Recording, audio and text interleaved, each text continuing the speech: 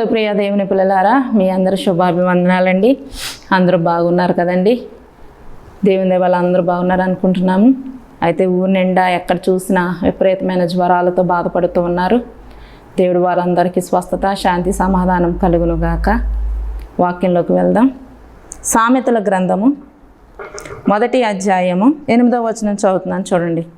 నా కుమారుడా, నీ తండ్రి ఉపదేశము ఆలకింపుము, నీ తల్లి చెప్పు బోధను త్రోసివేయకము. చిన్న ప్రార్థన చేసుకుందాం. మహాగణుడా, పరిశుద్ధుడా, ప్రేమ కలిగిన తండ్రి, దయ కలిగిన మా యేసయ్య, నీ పరిశుద్ధమైన నామానికి వందనాలు, స్తోత్రాలు చెల్లించుకుంటున్నాను. అయా, నిలబడిన అల్పురాలను, అయోగ్యురాలను ఎందుకు పనికిరానికి నిలబెట్టిన తండ్రి, నీకు వందనాలు. నా శరీర ప్రాణాత్మని చేతులుగా అప్పగిస్తున్నాను. మీరే హెచ్చించబడాలి, నన్ను మరుగు చేయండి ప్రభువా, నీకు వందనాలు. వాక్యానుసారంగా నాయన ఎంతమంది బిడ్డలు ఈ వాక్యాన్ని వింటున్నారో వాక్యానుసారంగా జీవించే కృపా, ధన్యత, భాగ్యాన్ని దయచేయమని యేసు పరిశుద్ధ నామమున వేడుకొని ప్రార్థిస్తూ ఉన్నాను, పరమ తండ్రి, ఆమేన్. ఈ సామెతల గ్రంథాన్ని రచించిన వారు ఎవరంటే సొలొమోను గారండి. సొలొమోను గారు పరమగీతాలు, ప్రసంగి, సామెతలు ఈ 3 గ్రంథాలని రచించారు. ఈ సామెతల గ్రంథంలో సొలొమోను గారు భక్తులు చెప్తున్నాడు ఏమనంటే, నా కుమారుడా, నీ తండ్రి ఉపదేశము ఆలకింపుము, నీ తల్లి చెప్పు బోధను త్రోసివేయకము అని దేవుని వాక్యము స్పష్టంగా మనతో మాట్లాడుతూ ఉంది. ఈరోజు ఎంతమంది బిడ్డలు తల్లిదండ్రులు చెప్తున్న మాటలు వింటున్నారు? యవ్వన బిడ్డలు, స్త్రీ అయినా పురుషుడైనా, అమ్మాయి అయినా అబ్బాయి అయినా. ఈరోజు ఎంతమంది తండ్రి మాటకు లోబడుతున్నారు? తల్లి చెప్పు బోధను త్రోసివేయకుండా, తూచా తప్పకుండా పాటించే పిల్లలు ఈ రోజుల్లో లేరండి. పూర్వం రోజుల్లో అయితే అసలు పిల్లలు చాలా కట్టుబాటులో ఉండేవారు. పాత రోజుల్లో తల్లి ఏం చెప్తే అన్నట్టు, తండ్రి ఏం చెప్తే అన్నట్టు చక్కగా వాళ్ళ సరౌండింగ్లో వారి యొక్క కట్టుబాటులో అలా నిలబడి ఉండేవారు. కానీ ఇప్పుడు అలాగ ఉంటున్నారా? జనరేషన్ మారిపోయింది. ఇప్పుడు పిల్లలు చెప్పినట్టు తల్లిదండ్రులు అనాల్సి వస్తుంది. అప్పుడు తల్లిదండ్రులు చెప్పినట్టు పిల్లలు ఉండేవారు. ఇప్పుడు పిల్లలు చెప్పినట్టు తల్లిదండ్రులు ఉండవలసి వస్తుంది. వారి యొక్క అనుభవాలను బట్టి వారి బిడ్డలకి మంచి మాటలు చెబుతూ ఉంటారు. ఇప్పుడు ఒకనొక యవ్వన కాలంలో వారు ప్రవేశించాక కాలేజీలకంటూ, ఉద్యోగాలకంటూ, జాబ్స్ కంటూ వెళ్తూ ఉన్నప్పుడు తల్లిదండ్రులు కొన్ని మాటలు చెబుతూ ఉంటారు. ఇప్పుడు నువ్వు కాలేజీలో అడుగు పెట్టావు, ఇప్పుడు దాకా అంటే 10th అలాగ అయిపోయింది. ఇప్పుడు 10th అనే కదండి, 7th 6th వచ్చేటప్పటికే పాడైపోతున్నారు పిల్లలు. ఇదివరకంటే కొంచెం కాలేజీకి ఇలాగ పాడైపోయేవారు పిల్లలు. ఇప్పుడు కాలేజీల దాకా అక్కర్లేదు, ఎలిమెంటరీ స్కూల్ నుంచి హై స్కూల్లో అడుగు పెట్టారనేటప్పటికే వాడికి అప్పుడే సిగరెట్లు, మందు, నోటికేమి ఇష్టమైన బూతు మాటలు, ఏ పనికి మాలి అని నవలడం 6th నుంచే. ఆ 6th అంటే వాడి వయసు ఎంత అండి? 11, 12 సంవత్సరాలు ఉంటాయి. ఆ వయసులో వాడికి తాగాలని, సిగరెట్ కాల్చాలన్న మనసు. అంటే ఆ రీతిగా చెడిపోయారు జనాలు. చెబుతారు పిల్లలకి, మీరు ఒకనొక వయసులో అడుగు పెట్టారు, టీనేజ్లో అడుగు పెట్టారు, చాలా జాగ్రత్తగా ఉండాలి ఈ వయసులో.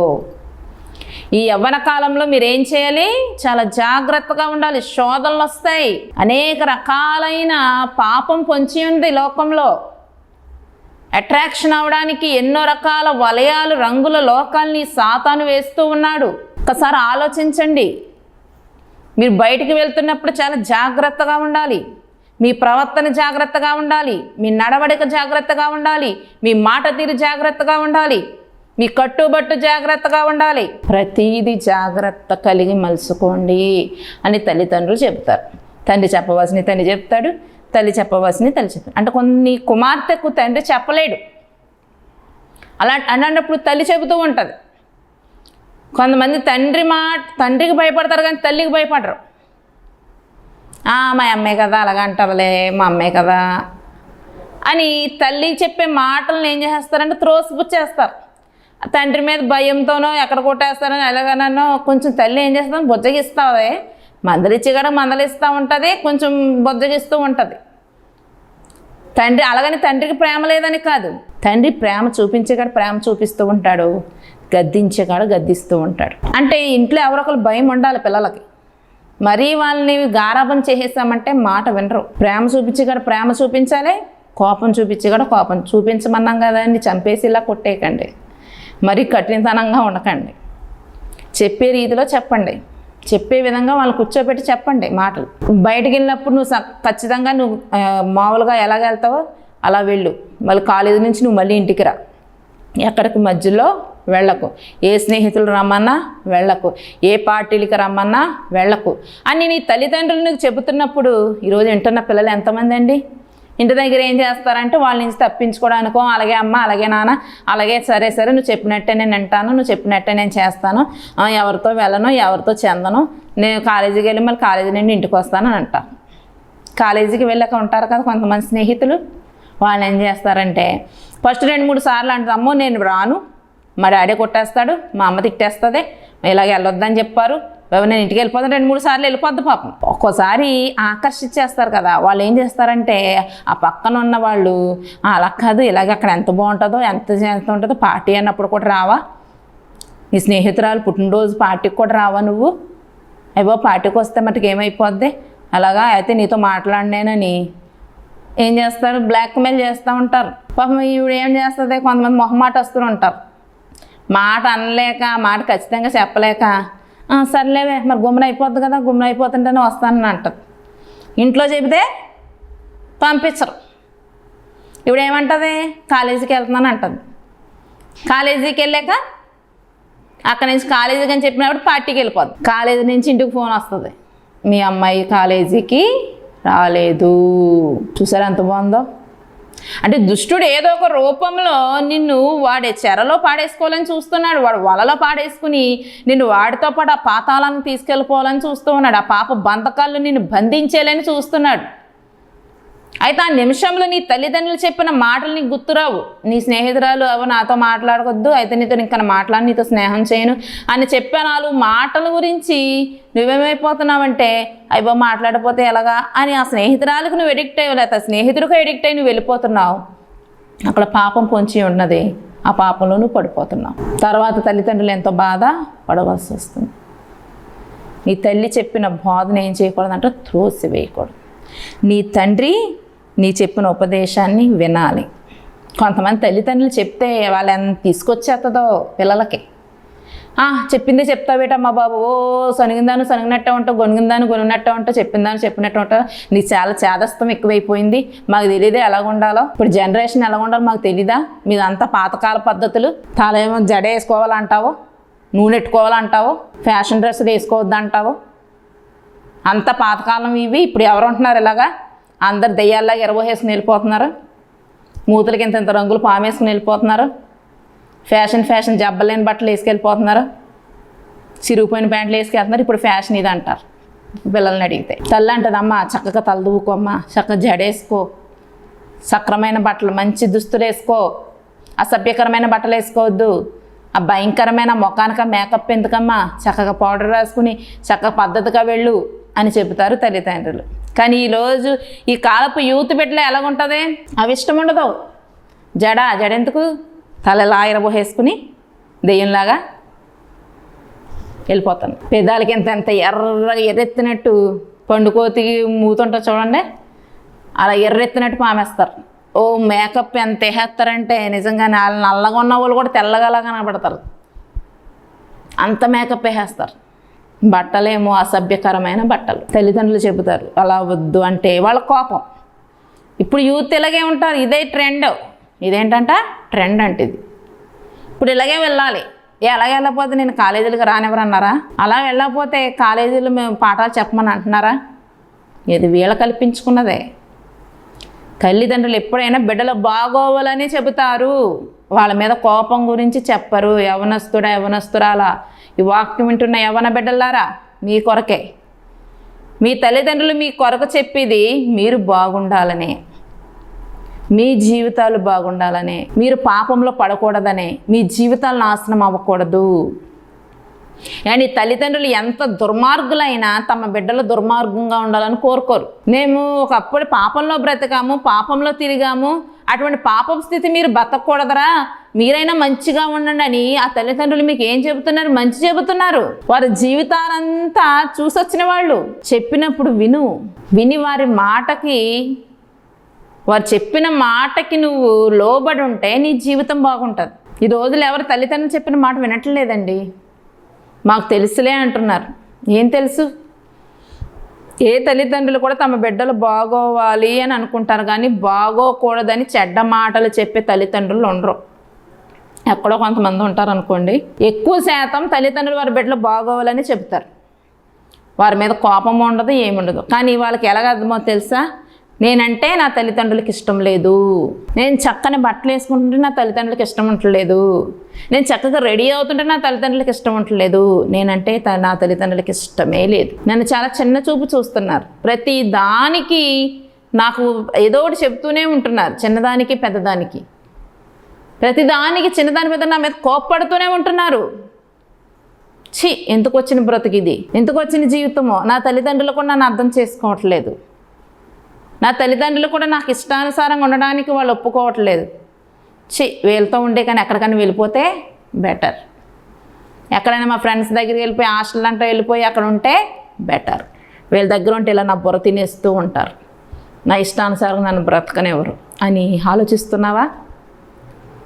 ఓ సహోదరుడా, సహోదరి, యవన బిడ్డ కుమారుడైతే యవన ప్రాయంలో అడుగు పెట్టావురా, చాలా జాగ్రత్తగా ఉండు.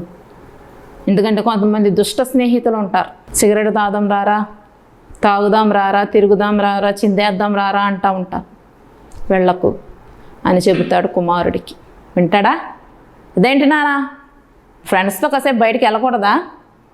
వాళ్ళు తాగేమంటే నేను తాగేస్తానా, వాళ్ళు తిరిగేమని నేను తిరిగేస్తానా? నా కంట్రోల్లో నేను ఉంటాను. వాళ్ళు చేసినవి చేయమన్నట్టు చేస్తే నేను ఎందుకు చేస్తాను? నేను అస్సలు చేయను. నేను తాగను, తిరగను, చెందను, నా కంట్రోల్లో నేను ఉంటాను అని అంటాడు కుమారుడు. ఏదైనా నీ మంచి గురించి చెప్తున్నాను రా, ఎందుకంటే రోజులు బాగాలేదు, పార్టీలకి పబ్బులకంటూ తీసుకెళ్ళి తర్వాత అక్కడ ఏయో జరుగుతున్నాయి, ఆఖరికి ప్రాణాలు కూడా కోల్పోతున్నాయి. నువ్వు ఒకగానొక కుమారుడు, నాకు మా ఆశలని నీ మీదే పెట్టుకున్నా, చాలా జాగ్రత్తగా ఉండని కుమారుడికి బోధిస్తూ ఉంటాడు తండ్రి ప్రతిసారి, తల్లి అయినా తండ్రి అయినా. ఆ కుమారుడికి ఏంటంటే ఆ చెబుతూ ఉంటే ఏమొచ్చేస్తూ ఉంటుంది, చిరాకు వచ్చేస్తుంది. అంత మాటలు చెప్పింది చెప్తారేంటి మీరు? నాకు తెలియదా ఎలా ఉండాలో? నాకంటూ ఒక వయసు వచ్చింది, మంచి చెడు నాకు తెలుసు, నేను ఎలాగైనా బ్రతికేయగలను. మీరు అంత మాటలు నాతో అలా చెప్పకండి, అంత మాటలు నాకు మాట్లాడకండి, అంత మాటలు మీ చేదస్తంతో నన్ను ఇబ్బంది పెట్టేస్తున్నారు, నాకు అసలు ఇంటికే రాబుద్ది అవుతులేదు, మీరు అంత మాటల్లో మాట్లాడతామని తల్లిదండ్రులు మీద చిరాకుపడి యవ్వన బిడ్డలు ఉన్నారు, యవ్వన కుమారులు ఉన్నారు. యవనస్తుడా, నీ తల్లి నీ తండ్రి చెప్పింది నీ బాగు కొరికే, నువ్వు క్షేమంగా ఉండాలని, నీ భవిష్యత్తు బాగుండాలని, నీ భవిష్యత్తు బాగుండాలని నీ తల్లిదండ్రులు చెప్పేది. అంతేగా నువ్వు నాశనం అయిపోవాలని కోరుకుంటలేదు వాళ్ళు. కానీ వాళ్ళ మాటలు నీకు ఎలాగున్నాయంట, నస, చేదస్తం. వాళ్ళ కోసం నువ్వేం రావంట, ఇంటికే రావంట. చూసారా ఎంత బాగుందో? వాళ్ళ కోసం నువ్వు ఇంటికి రావా? మరి అప్పుడు ఎప్పుడు చిన్నప్పుడే వెళ్ళిపోయావా మరి? అంటే ఇప్పుడు నీకు రెక్కలు వచ్చేసినాయి, వెళ్ళిపోతే బాగున్నాను అనుకుంటావు. అంటే లోకంలో పాపం అలా నిన్ను అట్రాక్షన్ చేసేసింది.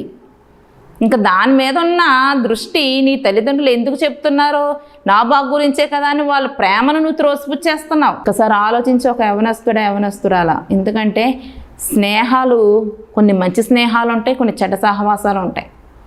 సామెత కూడా ఉంది కదా, 6 నెలలు వారితో సహవాసం చేస్తే వారు వీరైపోతారంట. అంటే నువ్వు చెడ్డ వాళ్ళతో సహవాసం చేస్తే ఓ నెల కాకపోయినా 2 నెలలు కాకపోయినా 3వ నెలలో ఖచ్చితంగా వాళ్ళ సహవాస దోషం బట్టి నీకు ఆ లక్షణాలు వచ్చేస్తాయి, ఖచ్చితంగా వచ్చేస్తాయి. అంటే ఒక ఫ్రూట్స్ కవర్లో ఒక పాడైపోయిన ఫ్రూట్ పెట్టి మిగతా అన్నీ ఫ్రెష్ పెట్టి కొన్ని రోజులు అలా ఉంచండి. ఇప్పుడు పాడైపోయింది ఒకటే కదా, మిగతా ఫ్రూట్స్ ఎందుకు పాడైపోతాయి? అవన్నీ మంచియే కదా, కానీ పాడవకుండా ఉంటాయా? 4 రోజుల తర్వాత చూడండి, మొత్తం మిగతా అన్నిటికి కూడా అది ఏమైపోద్దంటే ఫామ్ అయిపోయి మిగతా ఫ్రూట్స్ కూడా ఏమైపోతాయి, పాడైపోతాయి. నువ్వు అనుకుంటావు వాళ్ళు చెడ్డోళ్ళు అయితే నేను మంచోడే కదా, చెడ్డోళ్ళు తిరిగినంత మాత్రం నేను చెడ్డోడిని అయిపోతానా, నా కంట్రోల్లోనే ఉంటాను అనుకుంటావు. నువ్వు కొన్ని రోజులు వాళ్ళతో తిరుగుతూ ఉంటే వారిలో ఉన్న లక్షణాలు నీకు కూడా అంటుకుపోతాయి, ఆ పాపం నీకు కూడా అంటుకుపోద్ది. నువ్వు తాగనన్నా కూడా వాడికన్నా దారుణమైన తాగుబోతు అయిపోతావు. వాడు ఒక పెట్టె కాలితే నువ్వు 4 పెట్టెలు కాలుతావు, వాడు 2 కాయలు అయితే నువ్వు 4 కాయలు తాగుతావు. వాడికన్నా డబల్ చెడ్డ పనులు చేస్తూ ఉంటావు నువ్వు. కాబట్టి జాగ్రత్త, ఒక యవనస్తురాలా, నీ తల్లిదండ్రులు చెప్పిన ప్రతి బోధనకు నువ్వు త్రోసేయకు, ప్రతి బోధనకు నువ్వు ఏం చేయకూడదో త్రోసేయద్దు. ఎందుకంటే బయట పరిస్థితులు అసలు బాగలేదు. మనం ఎన్నో వార్తలు వింటున్నాం కదండి, పలానా స్నేహితుడు బర్త్డే పార్టీ కానీ తీసుకెళ్ళాడు, తర్వాత అక్కడికి వెళ్ళాక గొడవ వచ్చింది, తాగేసి గొడవ పడి ఆ సీసరెట్ పొడి చేసుకున్నారు, చంపేసుకున్నారు అని వార్తలు మనం వింటున్నాం. బర్త్డే పార్టీని కానీ వెళ్తున్నారు, పలానా అమ్మాయి వాళ్ళందరూ తాగేస్తున్నారు, తాగిన మత్తులో రేపు చేసేసి చంపేశారు అని వార్తలు వింటున్నాం. కానీ పరిస్థితులు బయట అయితే అస్సలు బాగోలేదు. యవ్వనస్తురాలా చాలా జాగ్రత్త కలిగి ఉండండి. దేవుని బిడ్డలారా, దేవుని వాక్యాన్ని త్రోసివేయకండి. దేవుని గ్రంథంలో, బైబిల్ గ్రంథంలో ప్రతి వాక్యము కూడా మన జీవితాలను నిలబడతాయి. యవ్వన బిడ్డలారా, వాక్యం చదవండి, ప్రార్థన చేయండి. ప్రార్థన చేసి ఆ ప్రార్థనా జీవితాన్ని కలిగి వాక్యాన్ని హృదయాల్లో భద్రపరుచుకొని ముందుకు వెళ్ళండి. దేవుడు మీకు తోడై ఉంటాడు. వాక్యం లేకుండా, ప్రార్థన లేకుండా, దేవుని సన్నిధికి వెళ్ళకుండా, దేవుని మందిరానికి వెళ్ళకుండా మీ ఇష్టానుసారంగా మీరు బ్రతికి మీరు ఎన్నో రీతిగా మీ జీవితాలను పాడు చేసుకుంటే వెనకున్న నీ తల్లిదండ్రులు గుండెలు పగిలిపోతున్నాయి. ఎంతగానో మీ మీద ఆశలు పెట్టుకుని ఉంటున్నారు, ఎంతగానో ఎన్నో కళలు మీ మీద పెట్టుకుంటున్నారు. నా బిడ్డ చక్కగా చదువుకోవాలి, చక్కగా జాబ్ చేసుకోవాలి, వాడు కాళ్ళ మీద వాడు నిలబడాలి. అమ్మాయి అయినా అబ్బాయి అయినా ఎవరైనా సరే వారి భవిష్యత్తు బాగుండాలి, వాళ్ళ కాళ్ళ మీద వాళ్ళు నిలబడాలి, ఎవరి మీద ఆధారపడకూడదు. నా బిడ్డలు ఒక దగ్గరికి వెళ్ళి చేతులు చాపకుండా వారు బ్రతకాలి అని వాళ్ళు రేయనక పగలనక కష్టపడి చెమట వచ్చి వారు తినకో నువ్వు ఎక్కడన్నా దూర ప్రాంతాల్లో చదువుకుంటుంటే నీకేం చేస్తున్నారంటే డబ్బుని, వారు కష్టపడిన డబ్బుని నీ యొక్క అవసరతల కోసం వాళ్ళు తినకపోయినా పచ్చడి మెతుకులు, గంజి మెతుకులు తిని నా బిడ్డ అక్కడ చక్కగా ఉండాలి, అక్కడ ఉన్నవారి మధ్యలో నా బిడ్డ చులకనగా ఉండకూడదు, చిన్నవాడిగా ఉండకూడదు, రాజు వలె నా బిడ్డ ఉండాలి, రాణి వలె నా బిడ్డ ఉండాలని నీకు అన్నీ సమకూర్చి పట్టుకొస్తుంటే ఆ పట్టుకొచ్చిన ధనాన్ని నువ్వేం చేస్తున్నావు? విలాసాలకు ఉపయోగిస్తున్నావు, పార్టీలకు ఉపయోగిస్తున్నావు, పబ్బులకు ఉపయోగిస్తున్నావు, పార్టీలు, విందులు, విలాసాలంటూ తిరుగుతున్నావు. వాళ్ళ పడ్డా కష్టం నా బిడ్డలు పడకూడదని నిన్ను చక్కగా చదివిస్తూ ఉంటే ఈ రోజులో తల్లిదండ్రులు మోసం చేసే బిడ్డలు కూడా ఉన్నారు. నేను చాలా బాగా చదువుకుంటున్నాను అంటారు, కానీ చదివి ఏమీ ఉండదు. వాళ్ళు ఎప్పుడన్నా వస్తే ఎక్కడికో పార్టీల కంటూ వెళ్ళిపోయి మాకేదో ఎగ్జామ్ వచ్చింది, పలానా ఊర్లో ఎగ్జామ్ వేసారు, అక్కడికి వెళ్ళిపోయాము, రావడం కుదరదు, వెళ్ళిపోండి అని చెప్తారు. అబద్ధాలు. వాళ్ళేమో ఎక్కడో పాప పనుల్లో ఉంటారు, ఆ పాప పనుల్లో ఉండి అబద్ధాలు చెప్పిస్తూ ఉంటారు స్నేహితుల చేత. ఎన్ని చూడలేదండి వార్తల్లో, ఎన్ని చూడలేదు మనం, ఇన్ని చూస్తున్నా కానీ ఇంకా జనాలకి ఏం రావట్లేదు? బుద్ధి రావట్లేదు. ఇన్ని పరిస్థితులు చూస్తున్నా కానీ ఏం రావట్లేదండి? బుద్ధి రావట్లేదు. ఈ సామెతల గ్రంథం 1వ అధ్యాయం చదివితే నీకు తెలుస్తుంది దుష్టుడు ఏ విధంగా నిన్ను పాపంలోకి లాగుతాడో తెలుస్తుంది. చూడండి, ఆ కింద వచనంలో చూస్తే 10వ వచనంలో చూస్తే, నా కుమారుడా పాపులు నిన్ను ప్రేరేపింపగా ఒప్పుకోము. పాపులు ఏం చేస్తారంటే నిన్ను ప్రేరేపిస్తాడు, రారా పర్లేదు ఏమవుదు, ఒక సిగరెట్ తాగినంత మాత్రాన్ని ఏమైపోద్ది? చచ్చిపోతారా మనుషులు? మేము ఇంతకాలం నుంచి కాలుస్తున్నాం, మేము ఎలాగొన్నాం, మేము బాగానే ఉన్నాం కదా, ఇంకేంటి భయము, కాల్చి అంటాడు. నువ్వు వాళ్ళు మాటను త్రోసిపుచ్చలేక ఇది కాలిస్తే భలేగా ఉంటుందరా, భలే మొత్తం వస్తుందరా, అలాగే ఇప్పుడు సిగరెట్లు కదా, గంజాయి, డ్రగ్స్ కూడా వచ్చేసి ఇప్పుడు చిన్నపిల్లల కంటే చాక్లెట్ల రూపంలో అమ్మేస్తున్నారంట. వార్తలు చూస్తున్నారో లేదో నాకు తెలియదు కానీ గంజాయిని, డ్రగ్స్ని చాక్లెట్ల రూపంలో తయారు చేసి ఈ హై స్కూల్ పిల్లలు కానీ అక్కడ అమ్మి కాడ ఉంచి చాక్లెట్ల రూపంలో అమ్మేస్తున్నారంట. చాలా బాగుంటుందిరా, చాలా మొత్తుగా ఉంటుందిరా, అలాగ ఉంటుందా ఇలాగ ఉంటుందా, అయిపోయి ఎక్కడో మైకం వచ్చేస్తారా, లేకపోతే స్వర్గంలోకి వెళ్ళిపోయినట్టుగా అని లేనిపోని మాటలన్నీ చెప్పేసి ఆ డ్రగ్స్కి ఏం చేస్తాడంటే వీడిని ఎడిక్ట్ చేసేస్తాడు. ఆయన ఏమన్నా ఒప్పుకోకు, మాతో కూడా రమ్ము, మనం ప్రాణం తీయుటకై పొంచియుందుము, నిర్దోషిని ఒకరిని పట్టుకొనుటకు దాగియుందుము అని అంటారంట. కొంతమంది స్నేహితులు ఏం చేస్తారో తెలుసండి, వాళ్ళకి డబ్బులు వచ్చే స్థితి లేకపోతే ఈ యవన బిడ్డలు ఒకరిని వెళ్ళి పట్టేసుకుందాం, వాడిని కొట్టేద్దాం, చంపేసి ఏం తెచ్చేద్దాం, డబ్బులు తెచ్చేసుకుందాం. బంగారం దొంగతనాలకి బానిస చేసే కొంతమంది స్నేహితులు ఉంటారు. దొంగతనం చేసే బ్యాచ్ ఉంటారు కొంతమంది. వీళ్ళకి దొంగతనాలు కూడా నేర్పిస్తారు. ఒక్క తాగి పదార్థాలే కాకుండా దొంగతనాలు కూడా నేర్పిస్తారు. దొంగతనాలు ఒకటే కాదు, ఇంకా అనేకమైన ప్రతి పాపాన్ని నేర్పించే వాళ్ళు ఉంటారు. జాగ్రత్తగా మలుచుకోవాలి మనం. ఎవరు ఎటువంటి వారో తెలుసుకోవాలి. వాళ్ళు ఫస్ట్ రోజే నీకు వాళ్ళ ప్రవర్తన తేడా కనిపించిందా, వారితో స్నేహం కట్ చేసే, అమ్మాయి అయినా అబ్బాయి అయినా సరే. నేను అమ్మాయిలు తక్కువ అని అంటలేదు, అమ్మాయిల్లో కూడా చాలామంది చాలా విపరీతంగా అమ్మాయిలు కూడా సిగరెట్లు తాగేసే వాళ్ళు ఉన్నారు, మందు తాగేసే వాళ్ళు ఉన్నారు, పానపరాకులు వేసేవాళ్ళని గంజాయి కూడా ఎడిక్ట్ అయిపోయిన అమ్మాయిలు కూడా ఉన్నారు. వ్యభిచార వృత్తిలో ఉన్న వాళ్ళు కూడా ఉన్నారు. పాప బ్రతుకులో బ్రతుకుతున్న వారు కూడా ఉన్నారు. దొంగలుగా కూడా ఉన్నారు. కాబట్టి స్త్రీ అయినా పురుషుడైనా మీ ఇద్దరిలో ఎవరైనా సరే మీ స్నేహితుడు ఎటువంటి వారు ఒక్కసారి ఆలోచించుకోండి. వారి ప్రవర్తన నీకు కరెక్ట్ కాదన్నప్పుడే నువ్వేం చేశారంటే స్నేహాన్ని కట్ చేసాను. మాట్లాడిపోతే నష్టమేం లేదు. నువ్వు కాలేజీకి ఆవిడ కోసం వెళ్తున్నావు, నీ చదువు కోసం వెళ్తున్నావు, నీ భవిష్యత్తు కోసం వెళ్తున్నావు. నువ్వు కాలేజీకి నువ్వు చదువుకోవాలని, నీ భవిష్యత్తు బాగోవాలని వెళ్తున్నప్పుడు నీ స్నేహితులతో వాళ్ళు మంచి వాళ్ళు కాదన్నప్పుడు పక్కన పెట్టేవాళ్ళని. నీ చదువు మీద కాన్సన్ట్రేషన్ చేయి, చదువుకో చక్కగా, నీ భవిష్యత్తు నిలబెట్టుకో, నీ తల్లిదండ్రులు పడుతున్న కష్టాన్ని చూడు. నీకోసం అప్పులు చెప్పులు చేసి నువ్వు బాగా చదువుకోవాలని ఎక్కడెక్కడ అప్పులు చేసి నీ కోసం పట్టుకొస్తుంటే ఆ ధనాన్ని నువ్వు దుర్వినియోగం చేయకు, కష్టపడి చదువుకో. రేపు పొద్దున వాళ్ళను సంతోషంగా చూసుకో. కాబట్టి స్నేహితులు కూడా ఎటువంటి వారో ఒకసారి ఆలోచించుకో. నీకున్న స్నేహితులు మంచివారా చెడ్డవారా? మంచివారో చెడ్డవారో తెలుసుకోవాలంటే అజ్ఞానంగా అయితే ఎవరు ఈ రోజుల్లో లేరండి. వారి మాట తీరుని బట్టి చెప్పేయచ్చు, వారి యొక్క నడవడికను బట్టి చెప్పేయచ్చు, వారి యొక్క ప్రవర్తన బట్టి చెప్పేయచ్చు వారి యొక్క మనుషులు ఎటువంటి వారా అన్నది. అలాంటప్పుడు వారు చెడ్డవారైతే కట్ చేసేయి. ప్రారంభంలోనే కట్ చేసేస్తాం మంచిది. నీ జీవితం కోల్పోయాక ఇంకేం చేయలేం. ప్రారంభంలోనే కట్ చేసేసి నీ చదువు మీద కాన్సన్ట్రేషన్ పెట్టు. చక్కగా నీలాగా ఆత్మీయంగా ఉండే బిడ్డలు ఉంటారు. ఇంకా కాలేజీలో వాళ్ళు ఒక్కరే కాదు కదా, ఇంకా చాలామంది ఉంటారు. కాలేజీ అయినా, నువ్వు ఉద్యోగం చేసే దగ్గర అయినా, ఒక పని చేసే దగ్గర అయినా నీతోటి ఎవరైనా అసభ్యకరంగా ప్రవర్తించేవారు ఉంటే వెంటనే వారి మీద రియాక్షన్ తీసుకోవాలి. మీరు ఏమైపోద్దో ఏంటో, ఉద్యోగం తీసేస్తారేమో అని అనుకుంటే ఉద్యోగం కాదు, నీ జీవితమే మొత్తం స్పాయిల్ అయిపోద్ది. నువ్వు ఉద్యోగం కోసం చూసుకుంటే నీ జీవితమే స్పాయిల్ అయిపోద్ది. కాబట్టి ఎక్కడైనా సరే మన దుష్టుడు ప్రేరేపిస్తున్నాడు అనేటప్పటికీ మనం అక్కడి నుంచి పారిపోవాలి. దానికి లొంగిపోకూడదు. లొంగిపోయామా మన జీవితాలు నాశనం అయిపోతాయి. ఇంకా దేనిదేనుకో ఇంకా ఒక పాపం అంటూ ఒక దగ్గర ఆగిపోదండి. ఇంకా అనేక పాపాలకి తావుతీస్తుంది అది. ఇప్పుడు సిగరెట్ కాల్చేవాడు సిగరెట్ కాల్చిన దాని ఆగిపోతాడా? మందు, డ్రగ్స్, వ్యభిచారం, దొంగ, ఇంకా ఒక్కడ కాదు అన్ని పాపాలు అలవాటైపోతాయి. కాబట్టి యవనస్తురాలా చక్కగా తల్లిదండ్రులు చెప్పిన మాట విను, దేవుని మందిరానికి వెళ్ళు. ఈరోజు దేవుని మందిరం అంటే యవనస్తులకు అస్సలు ఇష్టం అంటలేదండి. అందరూ అంటలేదు, నేను కొంతమందినే. ఈరోజు కొంతమంది యవనస్తులకి దేవుని మందిరం అంటే అస్సలు ఇష్టం అంటలేదు, ప్రార్థన అంటే అస్సలు ఇష్టం అంటలేదు. ఆదివారం నాడే సినిమాలకి, షికార్లకి వెళ్ళిపోతూ ఉంటారు, పార్టీలకి. తల్లిదండ్రులేమో ఈరోజు ఆదివారం కదరా ప్రార్థనకి వెళ్ళాలమ్మా, రండి దేవునికి సమయం అంటే. ఆ రోజులేమో కాలేజీలు అంటారు, సెలవు వచ్చిన రోజున కూడా మా ఇష్టానుసారం మనం బ్రతకనెవరా, చక్కగా స్నేహితులతో కలిసి తిరగనెవరా అంటారు. దేవుడు లేకుండా నువ్వు ఎంత పరిగెట్టినా అక్కడ పాపం పొంచి ఉంటుంది. దేవుని మందిరానికి వెళ్ళు. ఓ యవనస్తురాలా, దేవుడు వద్దనుకుంటున్నావేమో.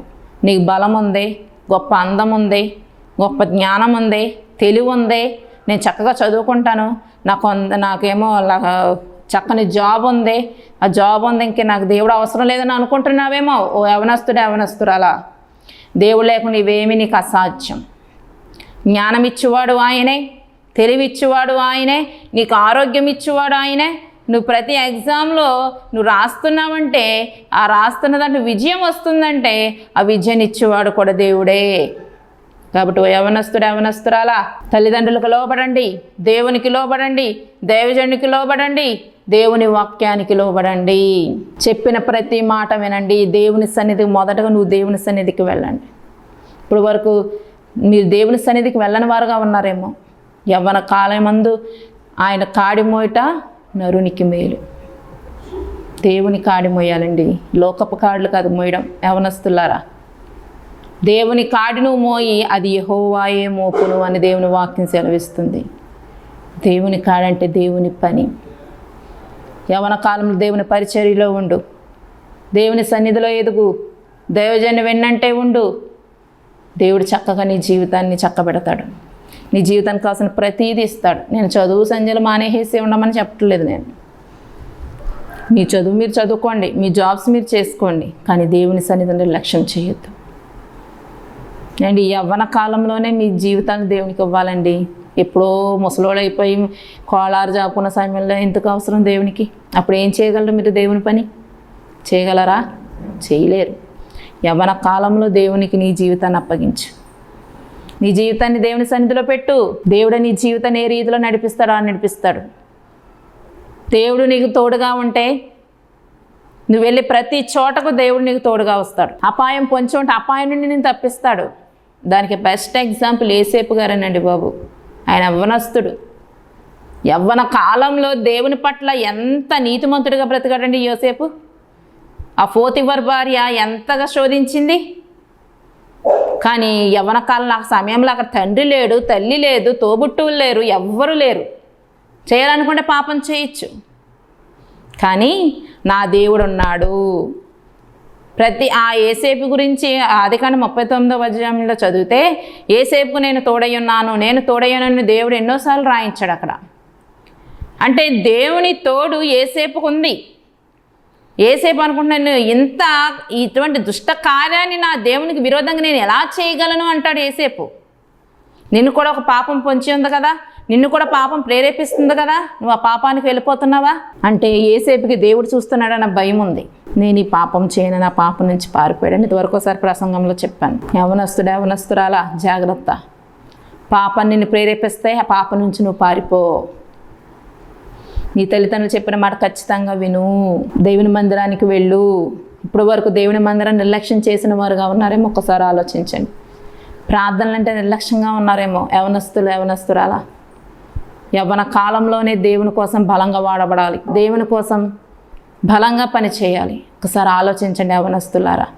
నీ తల్లిదండ్రులు ఎందుకు చెప్తున్నారంటే నీ బాగు కోసమే చెబుతున్నారు, నీ జీవితం బాగుండాలని చెప్తున్నారు. కాబట్టి ఒక్కసారి ఆలోచించండి. వారి మాటలను త్రోసేయకండి, వాళ్ళని పక్కన పెట్టేయకండి. వాళ్ళ కోసం వాళ్ళు నన్ను తిడుతున్నారో చేస్తున్నారో అనకండి. తండ్రి అంట ప్రేమించే కుమారుని అంట గద్దిస్తాడంటండి. నీ మీద ప్రేమ లేక కదా వాళ్ళు గద్దించింది. నీ మీద ప్రేమ ఉంది కాబట్టే నీ జీవితం పాడైపోకూడదనే వాళ్ళు నేనేం చేస్తున్నారు, గద్దిస్తున్నారు. ఒక చిన్న బిడ్డ అండి అంత మాటలు ఒకసారి బురదలో పడిపోయాడు, దుమ్ము చేసేసుకున్నాడు. తల్లి ఏం చేస్తుంది, కడుగుద్ది. రెండోసారి వెళ్ళి వచ్చేసాడు, మళ్ళీ కడుగుద్ది. మూడోసారి ఏం చేస్తుంది, గద్దిస్తుంది. ఈసారి వెళ్ళావా కాళ్ళు ఎరక్కొట్టేస్తాను, ఈ పగులు పోద్ది అని పిల్లని ఏం చేస్తుంది, గద్దిస్తుంది. ఆ గద్దించినంత మాత్రాన బిడ్డ మీద ప్రేమ లేకపోయినట్ట.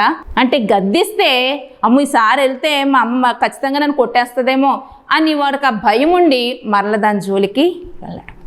తండ్రి నేను ఎందుకు గద్దిస్తానంటే, అమ్మో నా తండ్రి గద్దిస్తున్నాడు, మరి నీ పాపం జోలికి వెళ్తే నా తండ్రి నన్ను గద్దిస్తాడు, నన్ను తిడతాడేమో, నన్ను కొడతాడేమో, నువ్వు వెళ్లకుండా ఉంటావని నేను గద్దిస్తున్నాడే తప్ప నీ మీద ప్రేమ లేక కాదు, నువ్వంటే ద్వేషమని కాదు, పక్షపాతమని కాదు, ఏమని కాదు. తల్లిదండ్రులు నిన్ను ప్రేమిస్తున్నారు కాబట్టే నువ్వు పాపంలోకి వెళ్ళకూడదనే, ఆ పాపపు జీవితంలోకి నీ జీవితం నాశనం చేసుకోకూడదనే వాళ్ళు నీకు ప్రేమగా చెప్తున్నారు. కాబట్టి వాళ్ళు చెప్పే మాటను యవనస్తులు ఖచ్చితంగా వినండి. దేవునికి కూడా లోబడండి.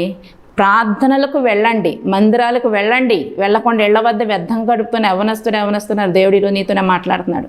మీరు ప్రార్థనా జీవితాన్ని కోల్పోయారు, దేవుని మందిరాన్ని కోల్పోయారు, లోకంలో పడి తిరుగుతున్నారు, లోకాశలో పడి తిరుగుతున్నారు. దేవుని మందిరం కన్నా, దేవుని కన్నా, తల్లిదండ్రుల కన్నా లోకం ఎక్కువైపోయింది.